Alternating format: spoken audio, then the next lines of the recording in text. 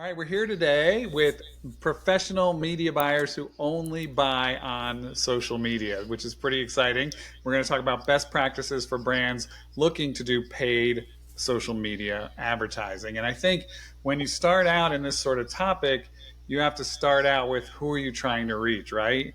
And target audiences. And one of the things that's really cool about social is you can do this really granular targeting.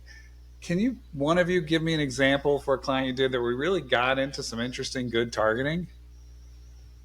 Yeah, I can start off here. So we have a client who's looking to sell some product online, and we've noticed that retargeting, so users who previously engaged with the brand on their website, does really well in terms of those lower funnel conversions.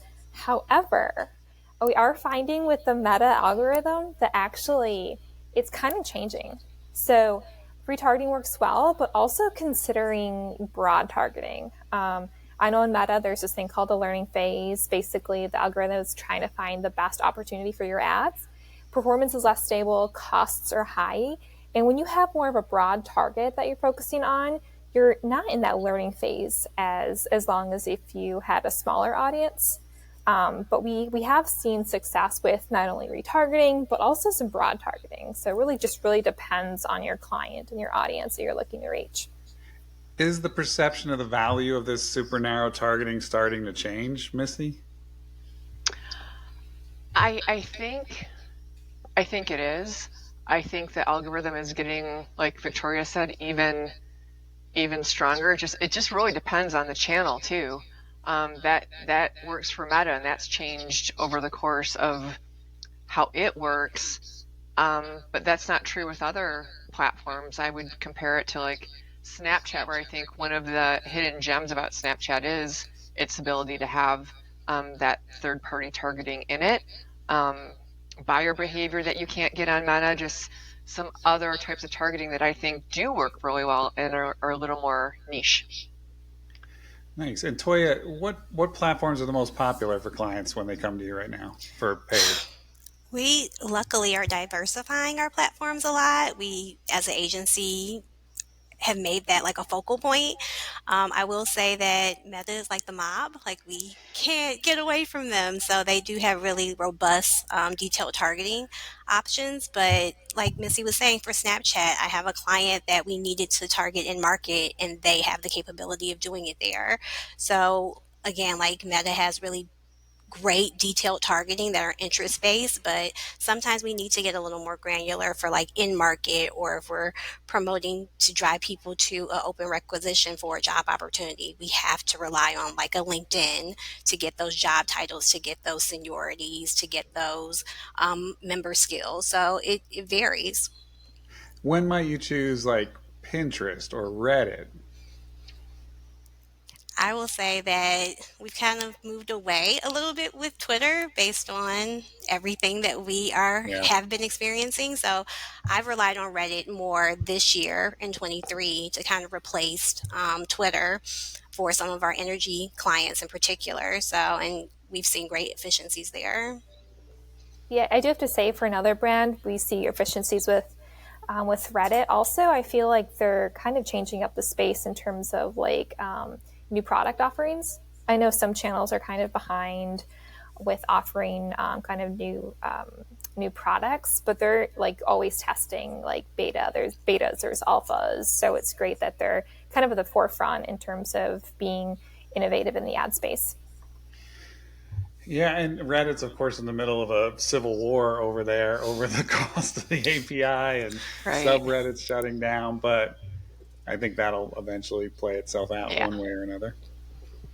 So, Missy, what changes for you as a media team when a client says, I want to grow brand awareness versus when they come and say, I want to drive traffic to this particular landing page?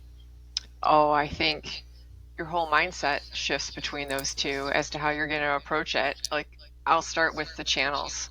Like, right away, if you're going to that lower funnel, right now, Meta is still winning. It shows conversions not only through its analytics, but also on the back end through other tools. And we just aren't seeing that kind of pull on other platforms just yet. We keep testing, we keep learning, but nothing seems to be as effective just yet. We're hoping there's more choices. It's great for us to have more choices, but in terms of that lower funnel, I think that's when you say those things, I start to think about platforms first and who's effective in terms of different parts of the funnel. Now, you and I were talking the other day, and you mentioned brands trying to get that sort of conversion should have both the Meta Pixel and CAPI, which is the conversion API installed. Can you Yeah, talk a little bit about are those belts and suspenders? Like what do you need they are both not. for? I don't understand. It is not anything you wear. It's not a fashion statement. But rather the Pixel is browser based and the CAPI is server side based. So you have basically signals, buying signals through either a URL or you have them on a server. And if you have both together, the better data you have in terms of who's buying your product, not actually who, because you don't know, but an accurate number of people that have converted to whatever that conversion might be, a landing page conversion, an add to cart, a purchase, whatever your Okay. sitch is. So I thought of Kim Possible all of a sudden. What's the sitch? But I'm kind of old. So you talked about driving conversion. You talked about Meta. Toya, if you hear brand awareness, where do you go in your head with platforms for brand awareness? Initially Meta, but it really, really depends. Like, it's really getting into the objective of the campaign and who the client is, and like what does success look like when we're talking about driving reach and awareness.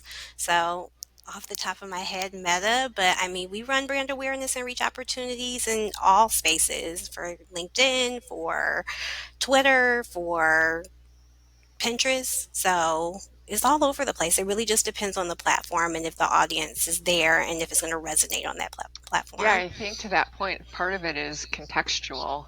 When you say brand awareness, and we think, is it a brand that you'd find in the home goods category? Mm-hmm. We might start to think, oh, that's more Pinterest. Mm-hmm. It depends on the age. If you tell me we're trying to reach alphas, what are they doing?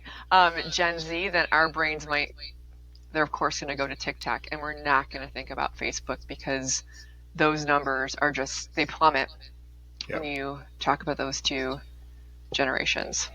Yeah, I think marketers and teenagers are the most tired of Facebook, but otherwise its numbers are really strong. Yeah, yeah. Yeah. Victoria, like I see all the time in blog posts and everything else about marketing, top of the funnel, middle of the funnel, bottom of the funnel. Do you think that way, or do you look at it differently? Yeah, I guess it really depends on what you're going for. It depends on the client, the audience. We've seen success with full funnel, awareness, consideration, conversion, but sometimes we're just like, let's just focus on conversion. So it really depends on the target, the product, that purchase journey. So yeah, it really, again, depends. Okay. And to piggyback on that, I think a mix is really helpful. So, like, sometimes clients just like, we just want sales, we just want, and it's like, well, if people don't know who you are, you kind of need that mix of awareness and conversion to like a full funnel approach to garner, the end result. Yeah, I think particularly new brands, because so many of us 3, 4 years ago, we were buying all this stuff off Instagram, and a lot of it was crap, or it came from China like 7 weeks later and was crap. And so I think people got suspicious. And so if you just go like new brand, never heard of you, try and get somebody to convert, I think a lot of us get our fur up and say, I don't know who this is. I don't know that I trust this company, and maybe they shouldn't because there's also scam ads out there all the time too. So, but Missy, you mentioned learning phase. Mm. What about like A/B testing? Do you do A/B testing? Do you do learning phase? Do you do both? Do you do one or the other? How do they play well together or not? Sometimes A/B testing is interesting in that I think because of I think because of changes in privacy, the pixel and so forth, I'm not sure if like the testing that's done on the platform actually works, the official tests that you can do. So some of it is just learning on your own and looking at that qualitative data too, to see, oh, does that make sense? Like, what kind of comments do we get from this creative versus that creative and so forth. So I don't think it's as cut and dry as it used to be. Plus, there's so many variables that can impact an A/B test. It's hard to put your finger on what causes what. Is it time of day? Is it how the algorithm worked? Is it competition? Auctions are different than buying space and reserving space too. Elaborate on that. What we typically do in the social space is everything is self-serve, and you're competing with other advertisers, and you have a big unknown that you're dealing with when you do auction based, because when you reserve space like we did in the olden days, you got your spot, you reserved your spot, you're like, okay, at 11:15 my spot's going to air, and you bought it. Now we don't know. It's we want this spot. We're competing with other people. We think we're going to get it. We don't know how much we're going to pay for it. We don't know who else is out there advertising. So it's a little bit of a different environment. And I don't know how you necessarily account for that in terms of stability. So sometimes you just have your data, but you can't be sure if that what happens one year with one client is going to happen exactly the same the next year. Like we had a big change with Meta, I think, in Q1, where the algorithm got stronger. Some privacy matters seem to have been lifted in terms of the events for conversions, and we're seeing just really strong conversion numbers that we didn't see at this time last year. So it's changing all the time. What we talk about today might be different tomorrow, but we do hope that other platforms get stronger in terms of conversion. That we know for sure. Excellent. So you guys aren't the creative team, although you're wildly creative in your own right. You aren't the team that makes the artwork. And I was reading recently, Nielsen Catalina said 56% of a brand's sales lift comes from the creative quality. How they measure that, I have no idea. But when you guys get an ad and it's like, here's the reel or the TikTok or the carousel, whatever it is, do you ever see stuff and be like, ooh, I mean, it's probably not from us because we know what we're doing, but what would be those sort of watch outs you would say to people in terms of the creative and what works and what doesn't?